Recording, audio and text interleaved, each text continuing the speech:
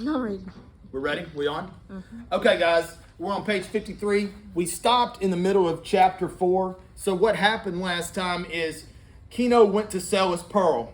And he went to the pearl buyer's offices and he figured out they were cheating him. They had conspired to try and basically rip him off. The most he got offered was 1,000 pesos. He said, this thing is worth 50,000. He says, I will take my pearl and I will go perhaps even to the capital, which was a mistake of Kino's. He should have kept his mouth shut and just said, no, thank you. I'm gonna hold it for now. But he didn't do that. He had to run his mouth. Now we're on page 53, but I actually want to start on page 52. As y'all know, I kind of like rereading a couple paragraphs to kind of more naturally get back into the story. So we're gonna, on page 52 toward the bottom, the paragraph that starts off, when the evening came. Are y'all with me right there? That 52, when the evening came? Here we go. Page 52. When the evening came, the neighbors in the brush houses sat eating their corn cakes and beans, and they discussed the great theme of the morning. They did not know it seemed a fine pearl to them. They had never seen such a pearl before, and surely the dealers knew more about the value of pearls than they. And mark this, they said. Those dealers did not discuss these things. Each of the three knew the pearl was valueless. But suppose they had arranged it before. If that is so, then all of us have been cheated all our lives.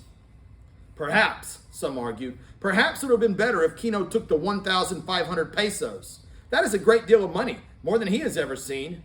Maybe Kino is being a pig-headed fool. Suppose he should really go to the capital and find no buyer for his pearl. He would never live that down. And now, said other fearful ones, now that he had defied them, those buyers would not want to deal with him at all. Maybe Kino has cut off his own head and destroyed himself. And others said, Kino is a brave man and a fierce man. He is right. From his courage we may all profit. These were proud of Kino. In his house, Kino squatted on his sleeping mat, brooding. What's it mean that he's brooding? Does anyone know what the verb brooding means? Crying? Good guess, but it's like you're really angry and it's kind of affecting you outwardly. He had buried his pearl under a stone of the fire hole in his house, and he stared at the woven talus of his sleeping mat until the cross design danced in his head. He had lost one world and had not gained another. We need to talk about that, because this is actually a question. He had lost one world and had not gained another. Kino had lost one world and had not gained another. Can somebody tell me what that means? He had lost one world and had not gained another? I guess he's losing himself or lost himself and he's trying to, I guess, find it. I don't know. Nope. What world was he in before? Evil? Nope. Oh, good. Think about his finances. Oh, he was poor. He was poor. And now he's got this pearl, which is super valuable, but he hasn't had any luck selling it. So all he has is this pearl, which is worth, let's say, 50,000 pesos, but he hasn't been able to attain the 50,000 pesos. So he's got everybody jealous and wanting things from him, but at the same time, he can't really do anything, okay, including improve his own life. He had lost one world. He's no longer poor, but in a way, he's no longer rich because he hadn't been able to turn this pearl. Never in his life had he been far from home. He was afraid of strangers and of strange places. He was terrified of that monster of strangeness they called the capital. It lay over the water and through the mountains, over 1,000 miles.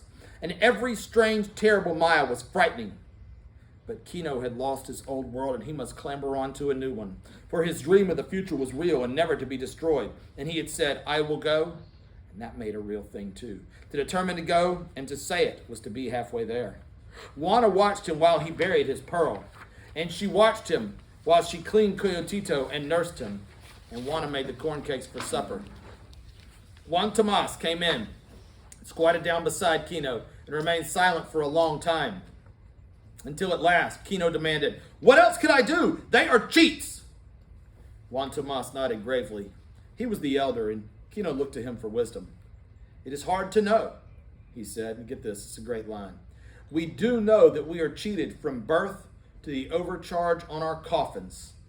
That's saying that even after we're dead, they're ripping us off around here. But we survive. You have defied not the pearl buyers, but the whole structure, the whole way of life, and I'm afraid for you. What have I to fear but starvation? Kino asked. But Juan Tomas shook his head slowly. That we must all fear. But suppose you are correct. Suppose your pearl is of great value. Do you think then the game is over? What do you mean? I don't know, said Juan Tomas, but I am afraid for you. It is new ground you are walking on. You do not know the way. I will go. I will go soon, said Kino. Yes, Juan Tomas agreed. That you must do. But I wonder if you will find it any different in the capital. Here you have friends and me, your brother. There, you will have no one. What can I do? Kino cried. Some deep outrage is here. My son must have a chance. That is what they are striking at. My friends will protect me. This is a good line. Y'all need to pay attention to this. This is true. Kino said, my friends will protect me. Juan Tomas responds, only so long as they are not in danger or discomfort from it, said Juan Tomas. He arose saying, go with God. So Kino says, my friends will protect me, and Juan Tomas says, only so long as they are not in danger or discomfort from it. What does that mean?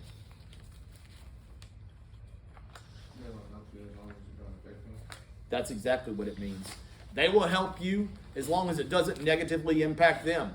Once it begins to negatively impact them, you're on your own, buddy. That's true in life. Don't forget that.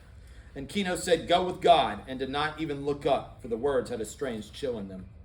Long after Juan Tomas had gone, Kino sat brooding on his sleeping mat. A lethargy had settled on him, and a little gray hopelessness. Every road seemed blocked against him. In his head, he heard only the dark music of the enemy. His senses were burningly alive, but his mind went back to the deep participation with all things, the gift he had from his people. He heard every little sound of the gathering light, the sleepy complaint of settling birds, the love agony of cats, the strike and withdrawal of little waves on the beach, and the simple hiss of distance. And he could smell the sharp odor of exposed kelp from the receding tide. The little flare of the twig fire made the design on his sleeping mat jump before his entranced eyes. Juana watched him with worry, but she knew him, and she knew she could help him best by being silent and by being near. And as though she too could hear the song of evil, she fought it, singing softly the melody of the family, of the safety and warmth and wholeness of the family. She held Coyotito in her arms and sang the song to him to keep the evil out, and her voice was brave against the threat of the dark music. Kino did not move nor ask for his supper. She knew he would ask when he wanted it. His eyes were entranced, and he could sense the wary, watchful evil outside the brush house.